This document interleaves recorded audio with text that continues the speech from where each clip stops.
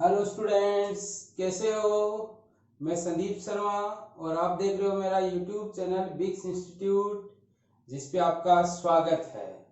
तो बच्चों, previous class में अपन विद्युत बल रेखाओं का टॉपिक पूरा कर चुके हैं। उसके बाद में अपन समविभव पृष्ठ क्या होता है उसके बारे में पढ़ चुके हैं।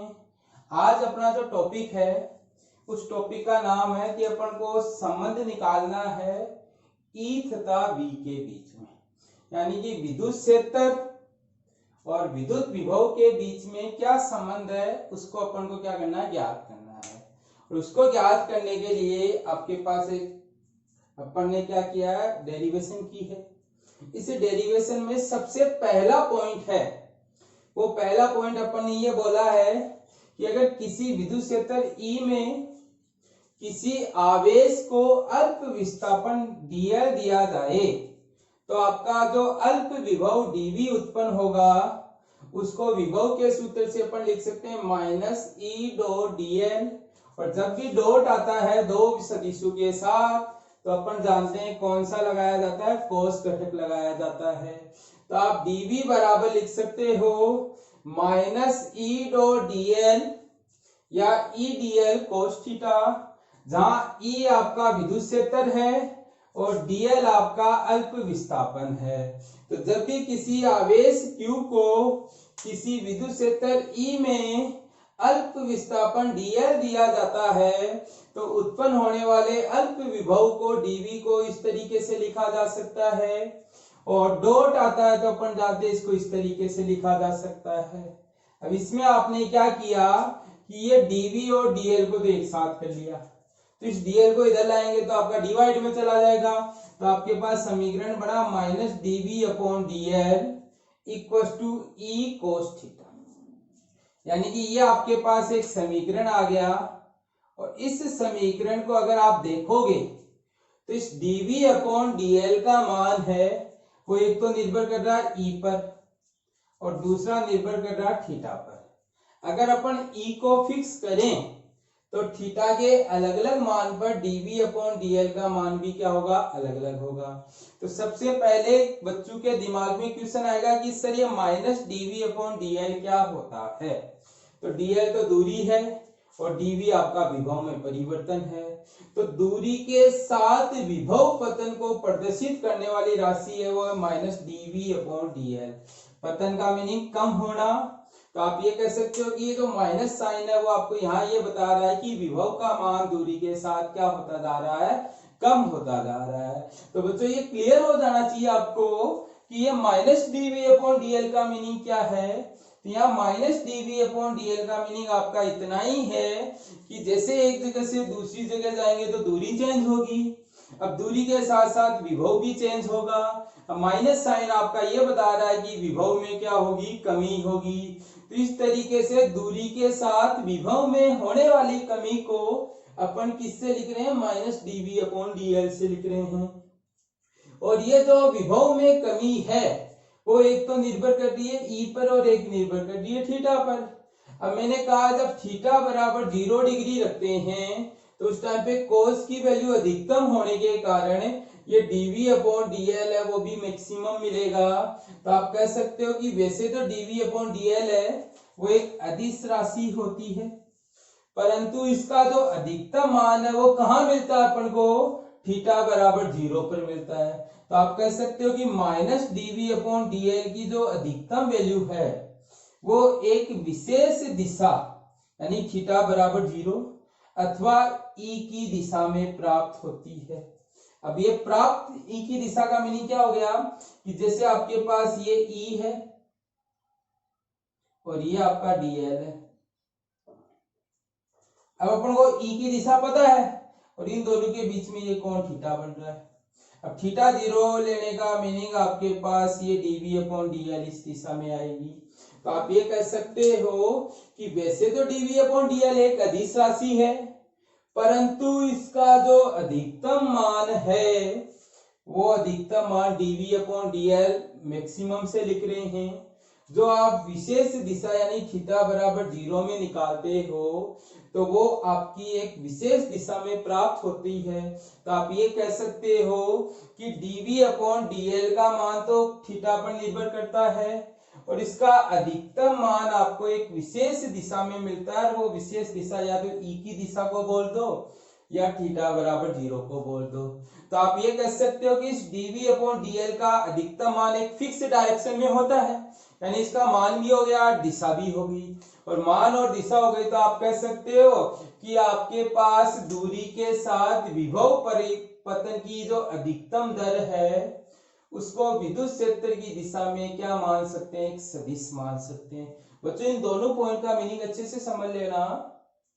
पहले आपने इससे ये लिख दिया, कोई दिक्कत नहीं आएगी। ये लिखने के बाद में आपने ये देख लिया कि यहाँ जो माइनस dv अपॉन dl है वो किसको बताता है, दूरी के साथ विभव में परिवर्तन को। और ये दूरी में साथ विभव में जो परिवर्तन हो रहा है वो किस पे निर्भर कर रहा है, आपका थीटा पर निर्भर कर रहा है।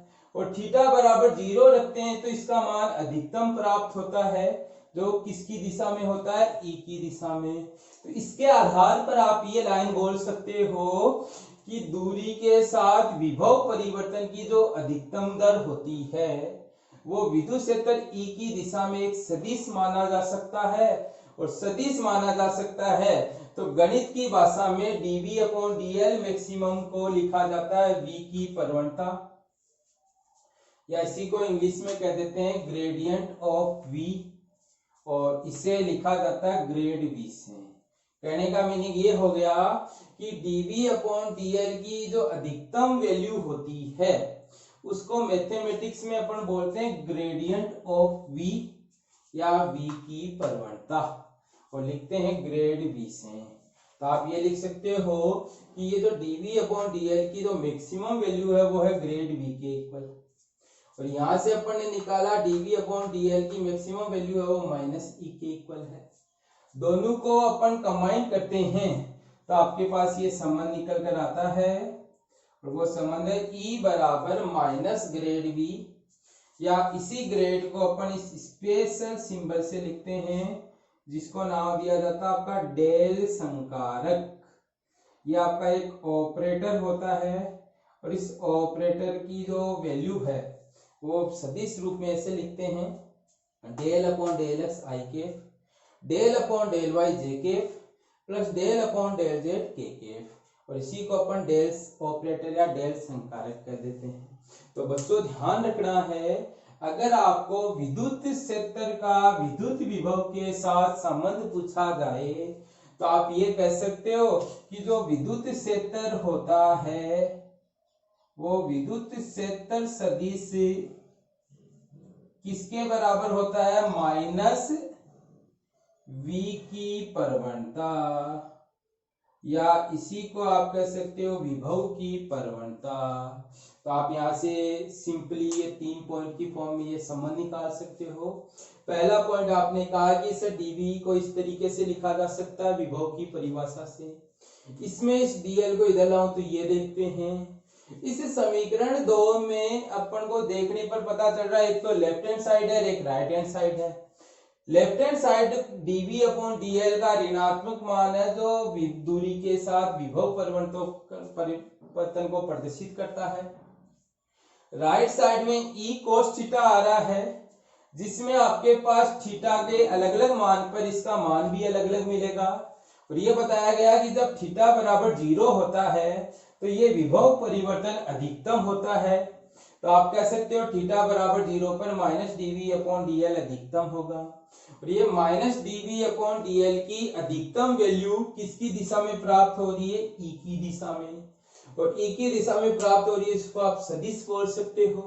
और इस सदिश को नाम दिया जाता है आपका v की प्रवणता, या इंग्लिश में कह देते हैं ग्रेडियंट ऑफ v, या इसी को अपन ग्रेड v से भी लिख देते हैं। तो आप dv अपॉन dl की मैक्सिमम वैल्यू को ग्रेड v लिख सकते हो। और dv अपॉन dl मैक्सिमम यहाँ से आपका माइनस ई के इक्वल निकल कर आएगा। दोनों को कंबाइन करें तो आपके पास e इक्वल टू ये निकल कर आ गया। किसी भी बच्चे को कोई दिक्कत नहीं होनी चाहिए, सिंपल है, बहुत अच्छे से समझ में आएगा, कोई प्रॉब्लम नहीं है। पॉइंट वाइज चलो, पहला पॉइंट विभव की परिभाषा ली, उससे अपना ये सूत्र बना। इसमें ये 3 लाइनें मेंशन की। पहली लाइन में कहा कि थीटा का मान अलग अलग लेंगे तो dv अपॉन dl का मान अलग अलग मिलेगा। थीटा बराबर 0 पर ये अधिकतम मिलेगा। ये अधिकतम मान किसकी दिशा में प्राप्त होता है? ई की दिशा में।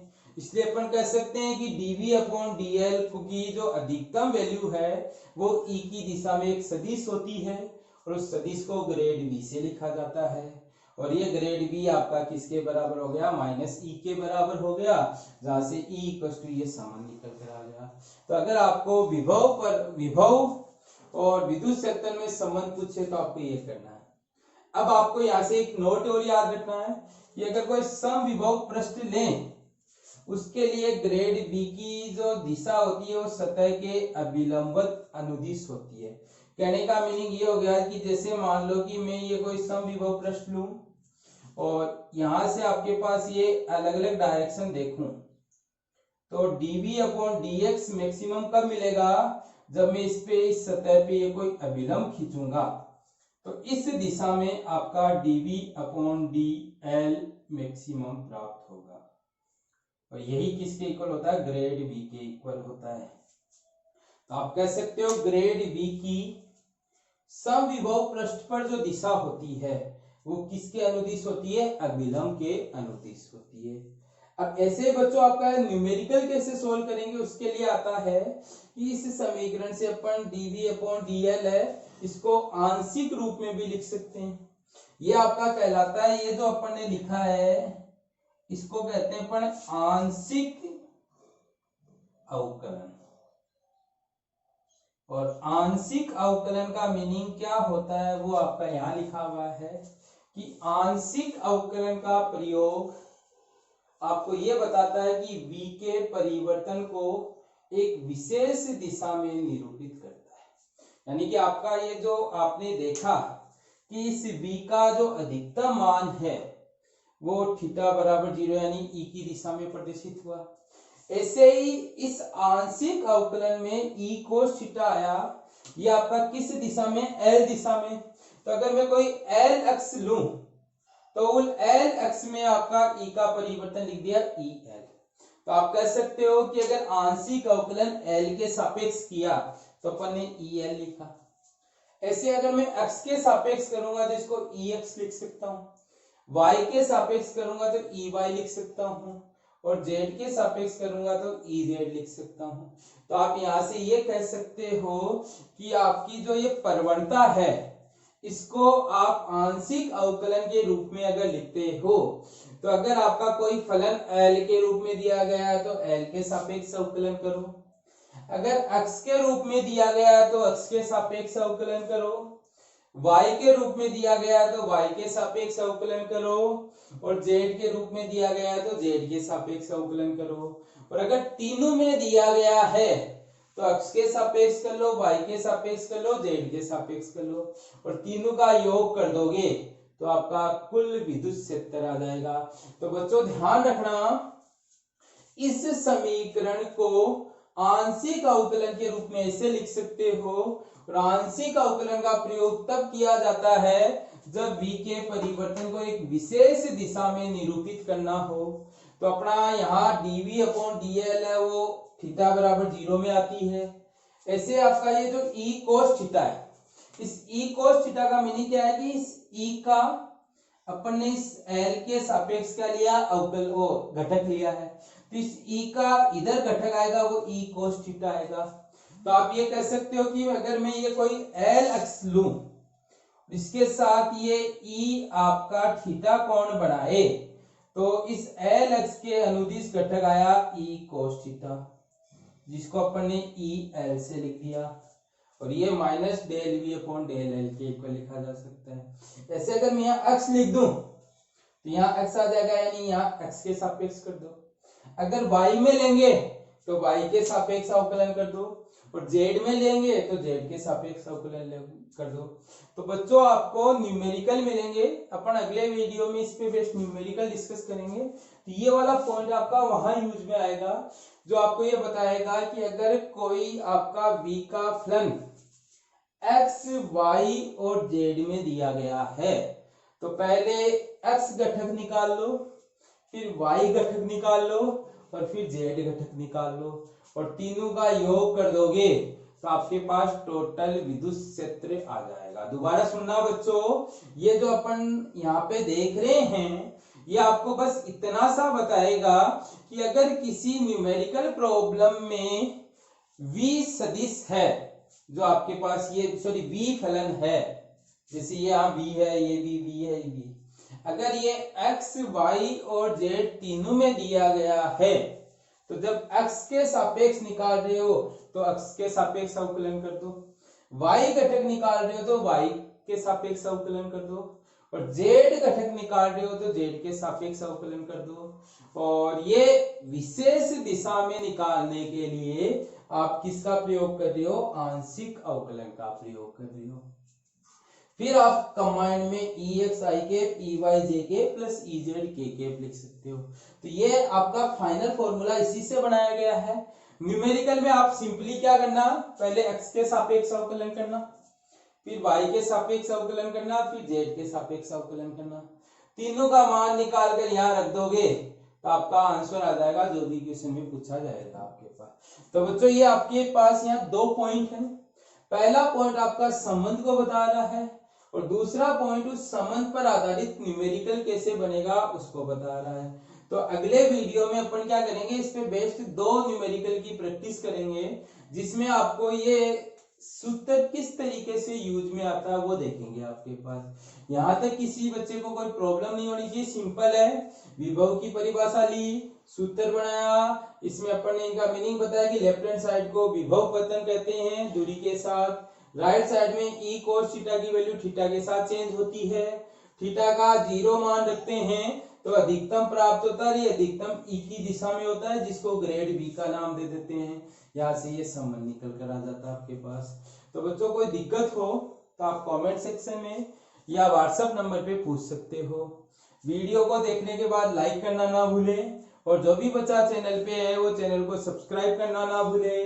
और जिन बच्चों ने सब्सक्राइब नहीं किया है उनको अभी तक क्या होता है कि जैसे कोई नया वीडियो अपलोड होता है तो नोटिफिकेशन रिसीव नहीं होता है, तो वो बच्चा क्या करे कि चैनल को सब्सक्राइब करे, उसके साथ साथ उस बेल आइकन को भी दबाए ताकि जैसे ही कोई नया वीडियो अपलोड हो उसको इंतजार नहीं करना पड़े कि सर उसको भेजें, उससे पहले उसको नोटिफिकेशन रिसीव हो जाएगा और वो बच्चा तुरंत उस वीडियो को क्या कर सकता है, देख सकता है। थैंक यू, स्क्रीनशॉट ले लीजिए।